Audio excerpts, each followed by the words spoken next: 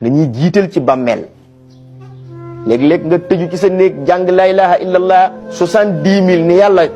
dimbali ma rek jiitalal ma ko ci sama bàmmeel wala boog yàlla am ma lebal la fi daawul sa bopp fii kenn talatul fi daawul kenn bañ na ko gis nga léegi buñ demee ci sëg yi ni nit ñi di def naaj bi dafa tàng gars yi nañu gàttal naaj waaye taxawaay bi yàgg na ba tey imam bii moom dëgg-dëgg moom ay affaire am moom dafa gudd ay ñaan waaw man daal vraiment man jaaxle naa ci koo xam ne benn instant boobu nga ko deseel mënuloo ko may benn waxtu mbaa ñaari waxtu yow ci sa dund yow te moo ne loolu nga koy mayoo ko de sa bopp nga koy defal ndax wakamaate diinu tuddaanu ni nga leblee lañ lay fayee mbokk yi nañu bàyyiwaat xel ci point yooyu parce que c'est très essentiel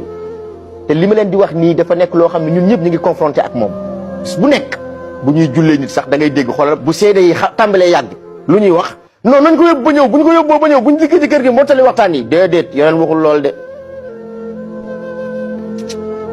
fadkuru mahaasina mawtaakum la wax tudd leen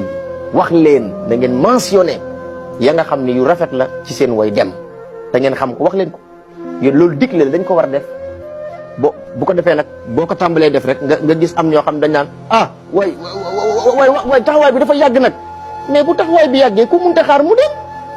parce que salaatul janaasa ci sharia mais fardu kifaaya la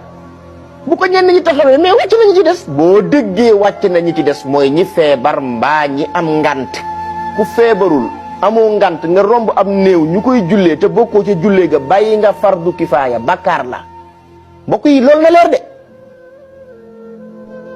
léeg-léeg nga dégg ñu naan la fardu kifaaya la rek woyofal ko ba mu woyof jàppi wuñ ko dara nga xëy ñu yëgal la benn enterrement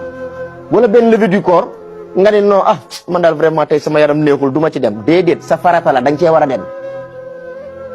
waa léegi bu ñëpp defee loolu kenn demul nu muy demee bàkkaar bi su boobaa àddina yëpp a koy bokk